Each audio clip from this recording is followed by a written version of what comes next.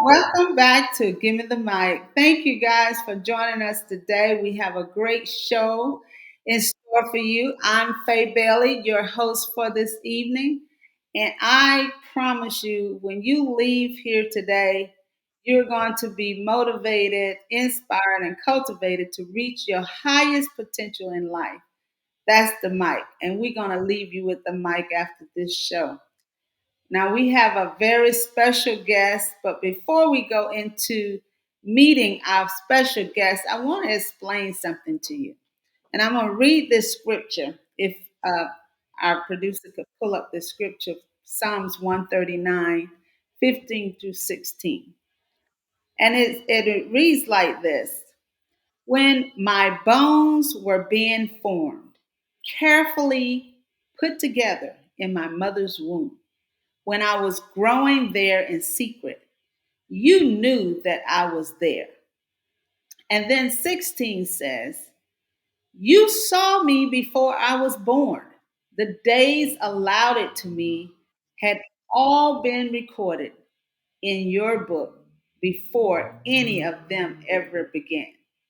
So, in other words, God already knew me, our special guest, before we were yet even born from our mother's womb. And that's how life is today. We don't understand, why did I do this? That's the name of our segment today. Why did I do this? We don't understand why we do what we do, and people are that are around us are saying, why did you decide to do that? That's not going to do this for you. This is not going to bring you any money. This is not rewarding enough. You know, what people see in us is not what God created us to be. And it sometimes does not make sense to anyone around us. Now, I wrote this book and I explained in this book, Doll Baby, why I love doing what I do. And as you know, I am a hairstylist and I love doing hair. And as a child, I wanted baby dolls to the age of 16. What do you want for Christmas, Faye? I said a baby doll. But back then, in the 70s, the dolls were tall and they looked like real people. And I could give them a total look. The hair, the clothes, the makeup. So now you see why I really, really love dolls. So who would have known after all these years that I would be doing hair for baby dolls, because everybody come in the salon to me is like a baby doll, and we are to make them the most beautiful creatures that we can do. So I just wanted to share that's what I do, and that's why I do what I do, because it was created in me when I was yet in my mother's womb. So we're going to go to a commercial, and I'm going to introduce you to someone with the same story, and you're going to understand even when he was a little child, he will grow up to be who he is today. Go ahead and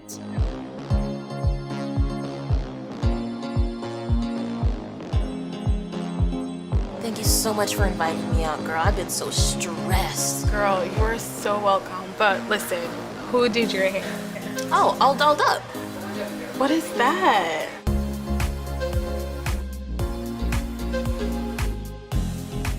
All Dolled Up is a series of stores and salons all throughout South Florida. I get my hair silked out every month. I can do that because I'm part of the Texture Club. Girl, well, I need to get to All Dolled Up and sign up for this texture club. You look amazing. And cheers to that. A beautiful journey. I've always dreamed of an exciting, passion-filled career in the beauty industry. When enrolled in Cosmo School, it was amazing. After all, beauty was my thing, but I knew it was just the beginning. Next, I needed to find a salon home that was going to help me take it up a notch. aducareer.com showed me the way. Teamwork, branding development, coaching, product knowledge, and more.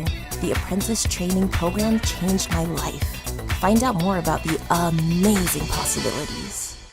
Okay, thank you for that commercial. Now I am getting ready to introduce you to this phenomenal person. He is very special and dear to me. And I've watched him grow from a baby to a man. And we all knew as a family that he was going to be someone great. I would like to introduce you all to Christopher Mark Graddick. Did I say it? No, it's Christopher D. Graddick. I'm sorry. Why did I think it was That Mark? works. That It works. works. You made it your Marks. man. Christopher Marks. Christopher Mark Braddock. Christopher Okay. Braddock. Welcome, welcome, Chris. Thank you for accepting the invitation and all the setbacks that we had, but we are here and I'm so excited to talk about your journey because your journey is so encouraging. And Mm. I know God gets all the glory from it. And as a child, I was um, marveling after your gift in playing the piano because I always had the desire to play the piano. And here you were, a little boy, playing the piano. So I want you to just tell us, who is this little boy playing the piano? What made you love the piano at such a young age? So again, thank you for the opportunity to share my life story from childhood to adulthood as I continue on the path that God has created for me. When I think about my earliest memories, I always tell people my first memory is touching the piano at a very young age. And I was so young, I've always needed my parents to confirm my age. It wasn't anything that was marked by any significant life events outside of what came afterwards. The first thing that I remember is touching the piano at an early age. So we have the receipt, literally. When my parents purchased the piano that I requested, and I was about 3 years old, and uh, my sister asked me just how did I know, and it's not anything I can really articulate explicitly. It's just something that I've always been able to do. Before getting my first instrument, I remember clearly playing or mimicking or pantomiming, what however you want to describe it. In preschool, on the tables, I would pretend that I was playing.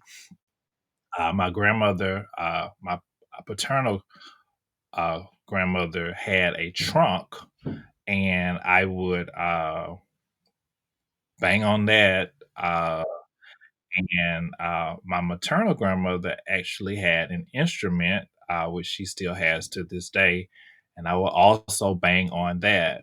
And I would actually bang on all of those inanimate as well as uh, physical instruments until I was able to translate the music that I was hearing or that was being divinely downloaded uh, into actual organized sounds, which what educators use to define music.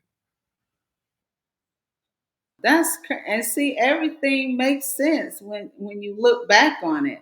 Wow, wow, wow. So you were predestined to play this keyboard. Now I saw something on Instagram and I thought it was the cutest thing. You were standing there with a tie for your school pictures. Now, how many kids want to take a picture with a tie? Can you tell me a little bit about why did you want to take a picture with a tie in for your school pictures? I always laugh about my philosophies and expectations as a child because a lot of times we grow into what we like and what we want and what we don't want. Uh, Uh, and for me, as long as I can remember, I've always been this way. So if really? if you ever worked with me or encountered me as an adult, I was the same way as a 3-year-old, a 13-year-old, 23, 30. I mean, so forth and so on. So being in a suit and tie has always kind of been my place of comfort. Uh, so it was just natural or expected when I was being photographed that I was going to have on a suit and tie.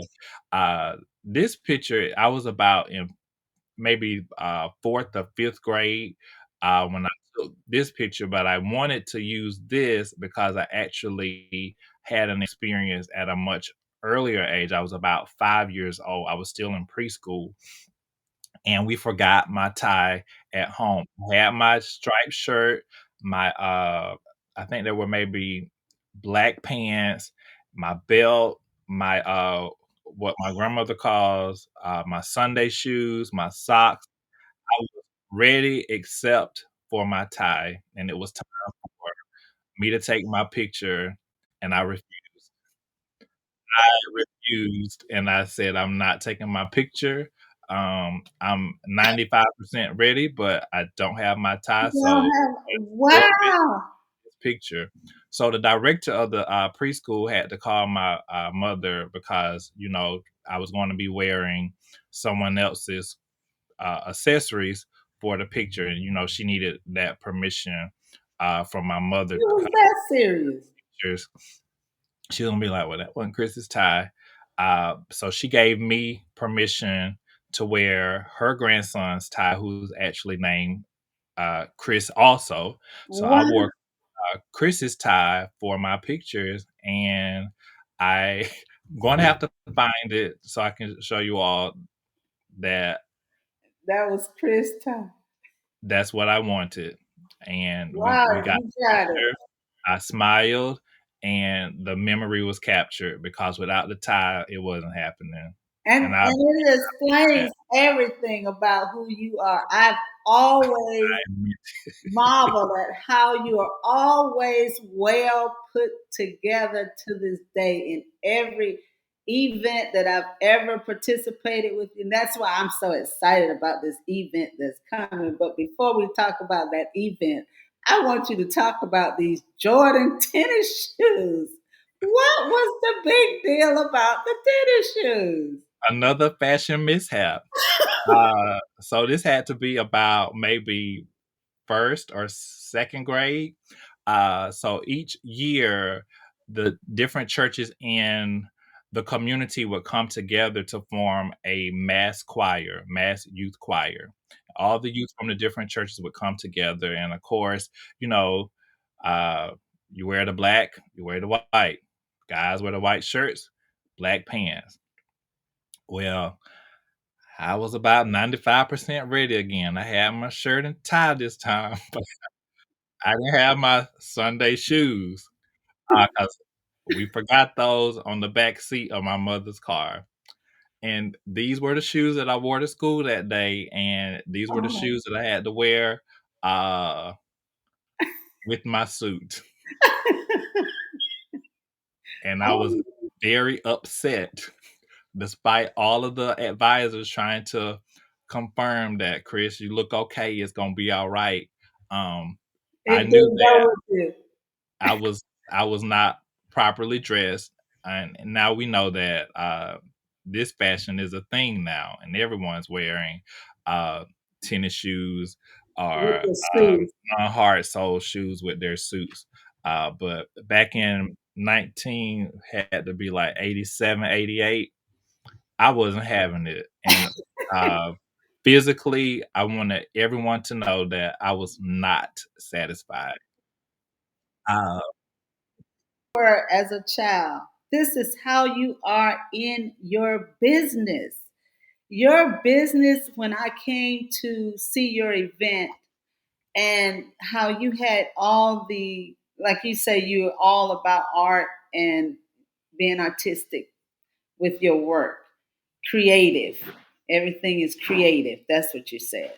And I was looking at how you decorated the tables and the decoration. Everything had to make sense. It had to have a story line behind it. It was so put together. And so this was just telling you exactly who you were going to be when you were a child, that you were going to be someone that's strategic, someone that is organized, someone that is a not, well, I always say no one is perfect because it gives no room for well, how do I put it? Let me see. Improvement. Improvement. Thank you, Chris. So I never say perfect, but it's like your stuff is always so perfect. It's so full of excellence. And that's what I like to always say. Work toward excellence because you'll never improve by being perfect. So I see now why you are like you are. You always want everything to be perfect, be excellent. And I love that. I love that about you. I can't wait. I cannot wait for the event that is coming up January the 5th in Macon, Georgia, in our hometown. And I just cannot wait. Can you tell us exactly what that means about the voice of God? I cannot wait to hear what that means and what that says to this event that's going to be coming January the 5th at the Yes. Douglas. Yes, I wanted to speak a little bit about the quote unquote business that you referenced previously when connecting my mannerisms as a child and as they translated to adulthood. So, from a very early age, an expectation of excellence has always been esteemed by my support system. My mother and father, they've always had high expectations for how we performed in school, how we performed in our sporting teams, how we performed in our clubs, how we presented ourselves. So I remember clearly my dad taking us to the barber shop every Monday, him ironing our clothes for school until we started ironing our own clothes, and just what was communicated at church, in my dad's Sunday school class and my mother's Sunday school class and my grandmother's Sunday school class.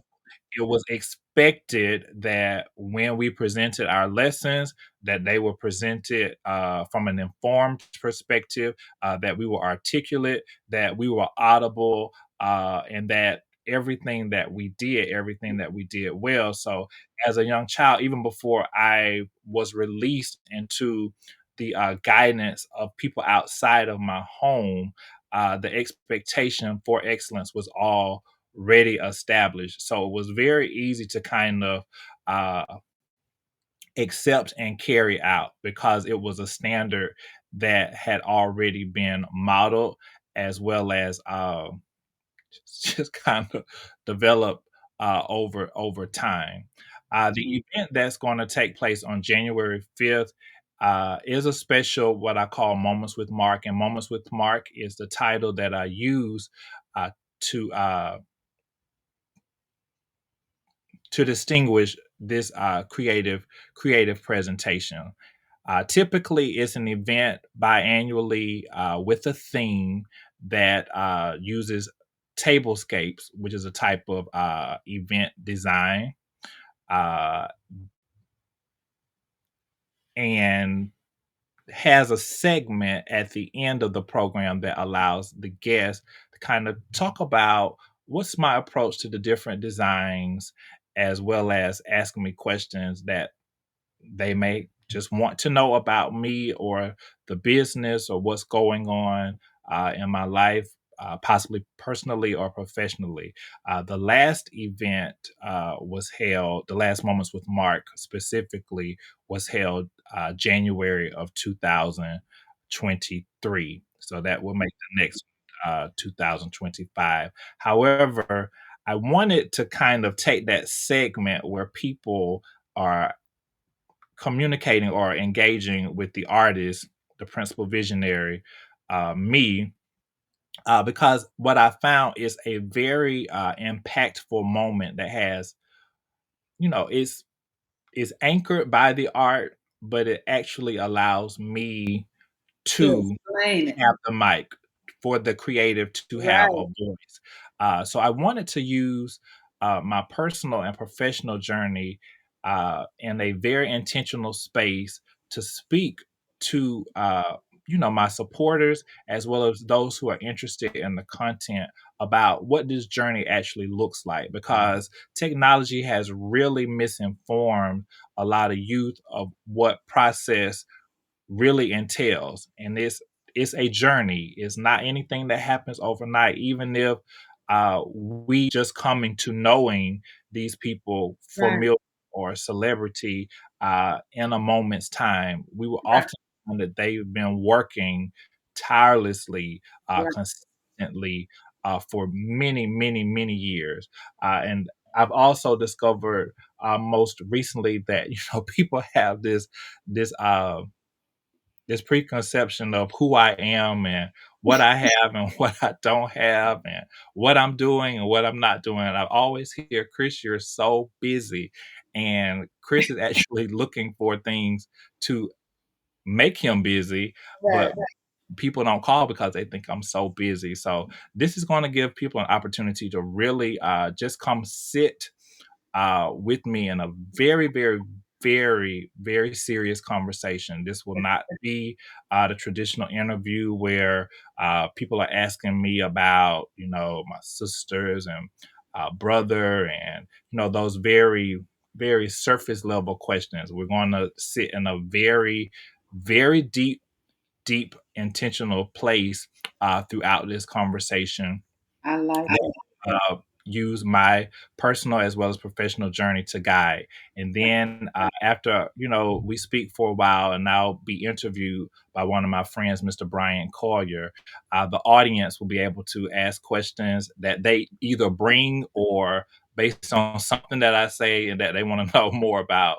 Uh, and I don't have any idea of what I'm going to be asked. So he just has kind of a script of my lifeline, and Right. I just have to be ready for anything that I've told him, or anything that he's considered, a point of interest that he would like to know more about on that evening. And that's going to be Friday, January 5th at the historic Douglas Theater in Macon, Georgia. Tickets are $25 and can be purchased at the venue's website, which is douglastheater.org.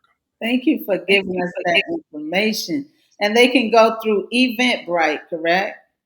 No, they have to go through the theater's website. So if you go Oh, to the Douglas Theater website, you'll be able to purchase tickets there. They the facilitate Douglas all ticket Theater. sales. The Mhm. Douglas Theater. But Chris, I your auntie think you are very busy. I'd be so nervous to call you because what you do, it seems like it takes so much. And it seems like you're traveling all the time. You have so many events. And that's why people think you're busy. You might not think you're busy, but the things that you do take so much of your time, so much of your energy. I when I was went to the event that was in Atlanta, and one of your associates was explaining the storyline behind the why did you want hair for the chairs. And Mhm. I thought that was so creative because you were building the history of, hair and how it evolved and all of that. And that is, to me, that is just genius. So it just seems like you go through so much to make everything of excellence, and you take so much time in everything that you do. So I think that's why people think Chris is too busy for that. Chris is too high for that. And that's another thing. They put you on a pedestal to think these little things that we need, you don't have time for us. So maybe that's going to be explained at Moments with Mark on January the 5th. You have time for us. I'm glad you made that known. Thank you. Yes. So, anything else you want to let us know, Chris, before we close the broadcast? I want to first, before you, if you have anything else to say or close us out, I really appreciate your time because I know now, I do know it's hard to get you to sit down. Now, am I right? It's not. It's not that hard. It's hard to catch you, Chris. Yes, it is. But it's okay. It's okay. And I'm glad you're going to have this If conversation. I'm not working, I'm sleeping. So Okay. if And you're you working. call me and I don't answer, I'm probably asleep or I'm on the other line with someone. I know, but people are going to be shocked. They're going to be shocked that you are accessible. It's just that your work is just, I it just, am. it's just so phenomenal. And people sometimes they do that though. They put you in a place where it looks like you're untouchable, but you're not. And so I'm glad you're going to bring that out and let everyone know that if you are needed, you are available. Because trust me, Auntie needs you.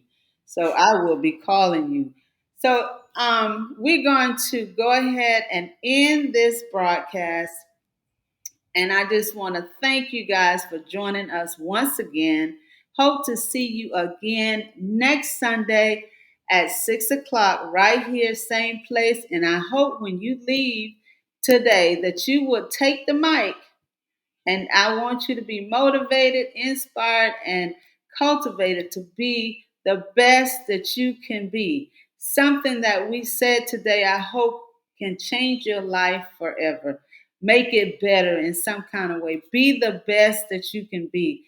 You are able to do whatever you were called to do. God created you to do it. He knew who you would be. You are special.